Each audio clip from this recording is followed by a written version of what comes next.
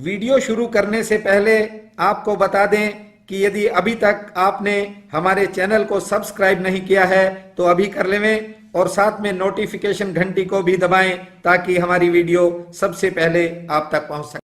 बंधुओं, निज धर्म कहता है जीवन के इस सूने नभ में घन घोर घटा जब छाती है, तब तुम्ही प्रेरणा राग छेड़ नव जीवन गीत सुनाते हो।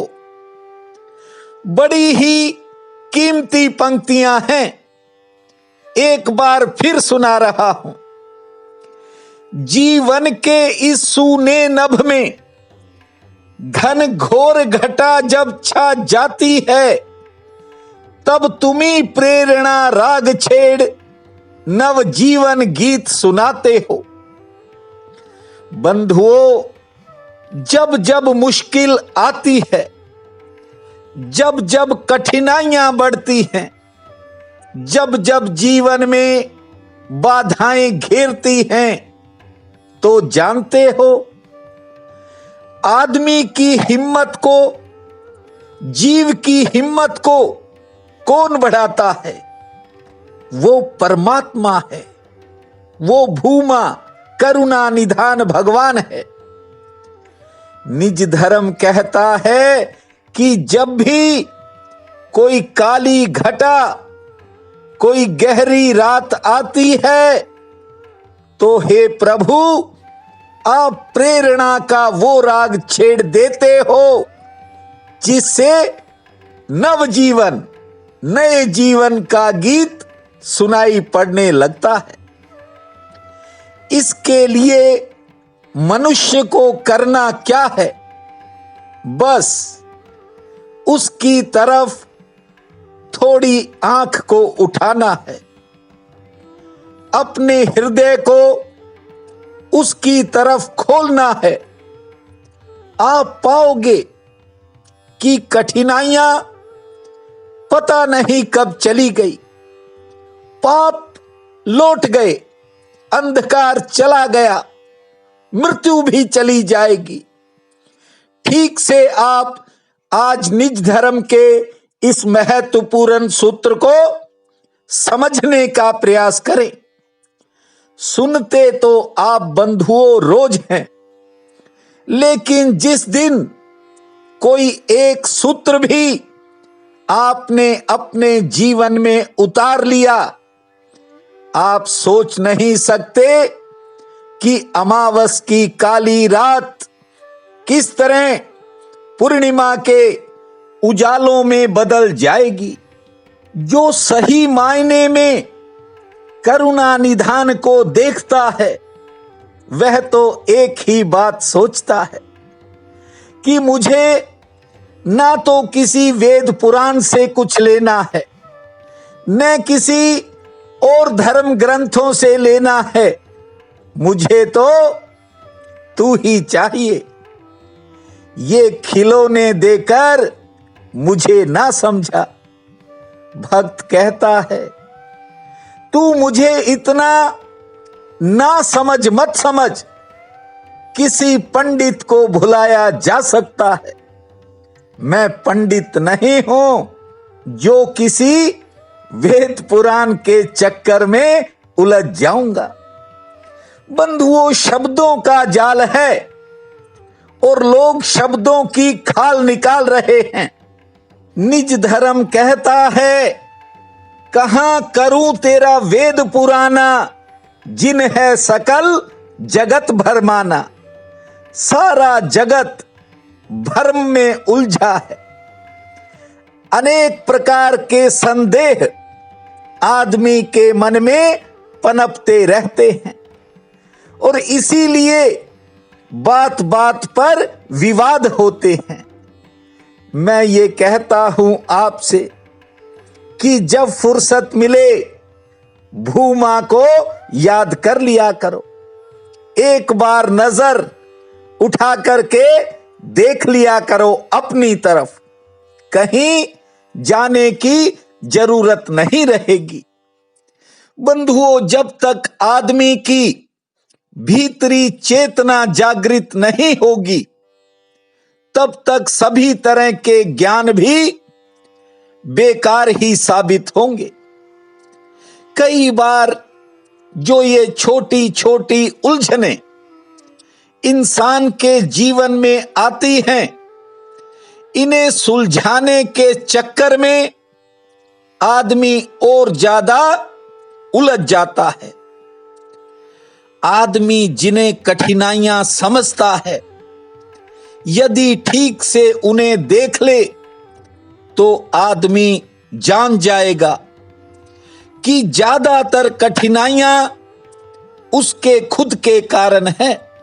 बंधुओं, आप बरसों से मुझे सुन रहे हो, लेकिन ये तो मात्र शब्द हैं और शब्दों के बल पर वो नहीं मिलता, ये मैं स्पष्ट कर देता हूं। जब आपके भीतर की चेतना जागने लगेगी तो आप नहीं जानते कि आप क्या पालेंगे। ये शब्द तो केवल इशारा है, ये आपका सहारा तो बन सकते हैं, लेकिन किनारा नहीं बन सकते। किनारा पाने के लिए तो आपको खुद की चेतना, जो आपके भीतर की चेतना है, उसको विकसित करना ही पड़ेगा। ये समूचा ब्रह्मांड, ये संसार, ये जो प्रकृति है, जानते हो इसे माया क्यों कहते हैं? थोड़ा समझ लो। क्योंकि ये जड़ है, इसलिए इसको माया कहते हैं। परमात्मा चेतन है। जब तक प्रकृति को चेतन रूप का सहयोग नहीं मिलेगा, तब तक प्रकृति कुछ नहीं बना सकती। इसलिए एक बात को आप समझ लें कि इस संसार को परमात्मा बनाता है, वही चलाता है, और जब अंत आता है, अंतिम समय आता है, तो संहार भी वही करता है। जैसे किसान फसल बोता है, उसमें खाद पानी दे करके उसे बड़ा करता है, और जब फसल पक जाती है तो वो ही किसान उस फसल को काट लेता है। बंधुओं, करुणा निधान भगवान की माया है। वही बनाता है, वही पालन करता है, और जब ज्यादा अत्याचार बढ़ता है तो परमात्मा ही इस पूरी सृष्टि का विनाश कर देता है। निज धर्म कहता है कि दूसरे में सहारा ढूंढना बंद करो। सहारा खोजना है तो जगदीश्वर में खोजो। ये संसार इच्छाओं और कामनाओं का खेल है। मैं जानता हूं एकदम से कभी कुछ नहीं छूटा और ना ही छूट सकता है, क्योंकि जिस भी चीज को आदमी छोड़ने का प्रयास करता है, वह चीज और तेजी से उसे पकड़ती है। सच्चाई यह है कि धीरे धीरे छोड़ने की तरफ चलो, यदि वास्तविक सुख चाहते हो। मनुष्य कामनाओं के वशीभूत रहता है, और इसी कारण वह अपने आप को दुखी पाता है। ये माया और ममता ठीक से समझ लीजिए। ममताओं का जाल ऐसा है, ये आदमी को घेरता है। श्री गरुड़ पुराण में एक बात लिखी है कि मनुष्य लकड़ी से बंधा हुआ या लोहे से बंधा हुआ तो फिर छूट सकता है, लेकिन स्त्री पुत्र रूपी रस्सियां जो लग जाती हैं, जिनमें इंसान बंध जाता है, ये इतनी आसानी से नहीं छूटती।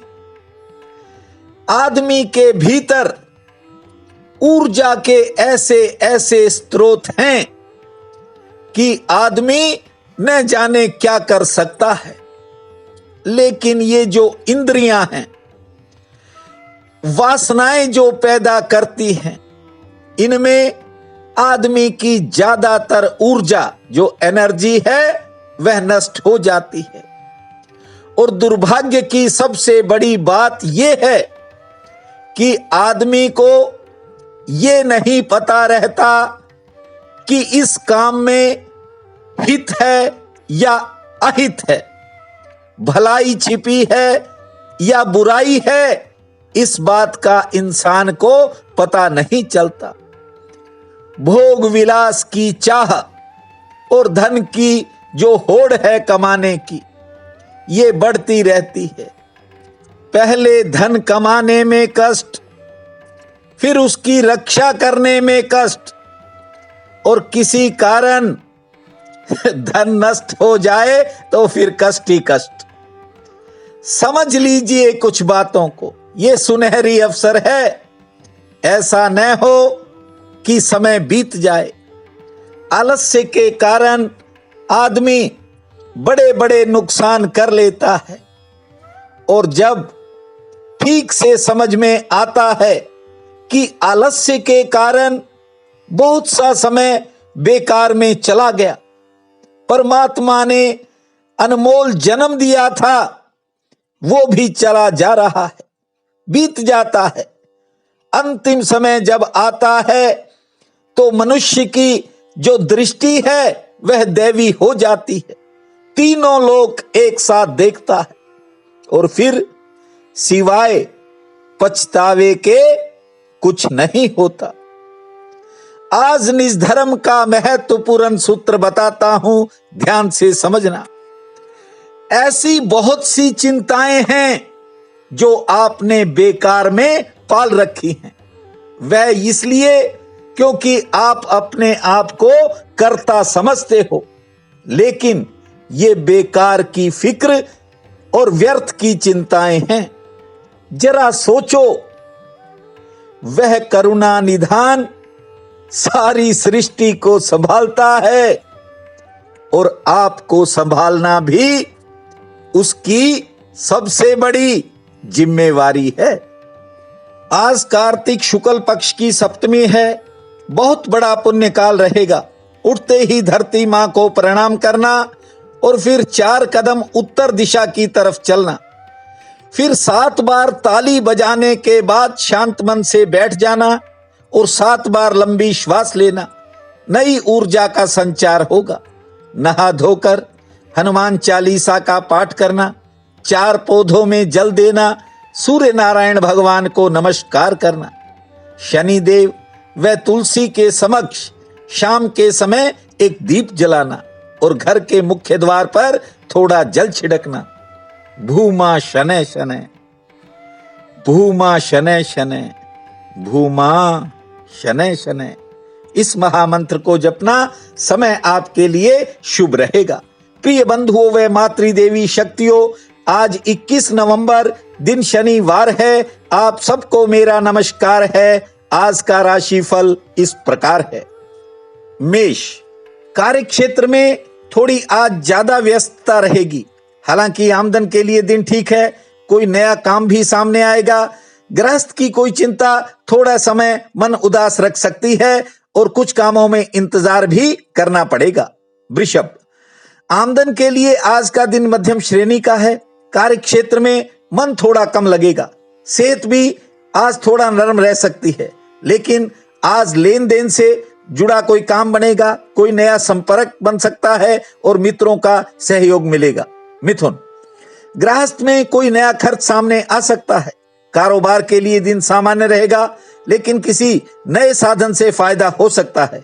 आज खान पान के प्रति सचेत रहें और रुके हुए काम में गति आएगी। कर्क, किसी पुरानी घरेलू चिंता से आज निजात मिल सकती है। आमदन के लिए दिन ठीक है। किसी काम के कारण आज आपका कोई निजी काम प्रभावित होगा, सचेत रहना, से ठीक रहेगी। सिंह, आज कारोबार में आपको कोई विशेष सहयोग मिल सकता है। आमदन के लिए दिन सामान्य है। किसी नए क्षेत्र, नई दिशा से कोई फायदा मिल सकता है। नौकरी पेशा लोगों पर काम का दबाव आज कम रहेगा। सेहत पक्ष मध्यम है। कन्या, आज किसी के साथ थोड़ा मनमुटाव बन सकता है और कोई निजी चिंता घेरेगी। व्यापार के लिए दिन ठीक है। यात्रा लाभकारी रहेगी। परिवार का सहयोग मिलेगा। बाद दोपहर कोई शुभ समाचार मिलेगा। तुला, मित्र मिलन का दिन है। कोई पुराना मित्र मिल सकता है। यात्रा का भी योग है। लेकिन आज कुछ काम आपकी इच्छा के विपरीत भी हो सकते हैं। गृहस्थ में समय सामान्य रूप से बीतेगा। संतान संबंधी कामों पर कोई खर्च हो सकता है। वृश्चिक, आज किसी का विशेष सहयोग आपको मिलेगा और कुछ कामों में थोड़ी प्रतीक्षा के बाद सफलता मिलेगी। सेहत थोड़ा मन को उदास कर सकती है। संतान संबंधी कामों पर खर्च के संकेत हैं। कोई शुभ समाचार भी आ सकता है। धनु, किसी के साथ किसी बात को लेकर विवाद हो सकता है। आज धैर्य से काम लेना होगा। क्रोध पर नियंत्रण रखना होगा। मेहमान भी आ सकते हैं। आज मान सम्मान में बढ़ोतरी होगी। कारोबार दृष्टि से दिन ठीक है और किसी पुरानी मेहनत से फायदा भी मिलेगा। मकर, आज घर परिवार में स्वास्थ्य से जुड़ी कोई चिंता बन सकती है। स्वास्थ्य संबंधी कोई खर्च भी हो सकता है। अचानक यात्रा भी हो सकती है। आमदन हेतु सितारे ठीक हैं। मित्रों का विशेष सहयोग मिलेगा। कुंभ, आज कोई जिम्मेवारी पूरी हो सकती है, लेकिन कोई घरेलू बात मन को घेरेगी। भविष्य को लेकर कोई मन में प्रश्न उठेगा। कारोबारी सितारे ठीक हैं। सेहत भी लगभग ठीक रहेगी। मीन, आज कुछ नए कामों में भाग दौड़ बन सकती है। कारोबारी काम में अचानक कोई बाधा आ सकती है। दोपहर बाद समय में बदलाव होगा। मन प्रसन्न होगा। दोपहर बाद सेहत भी ठीक रहेगी और आज कोई रुका हुआ काम आगे बढ़ सकता है। आज का ये दिन आप सबके लिए अति शुभ फलदायी हो, यही मेरी प्रार्थना है। आप सबका बहुत बहुत धन्यवाद।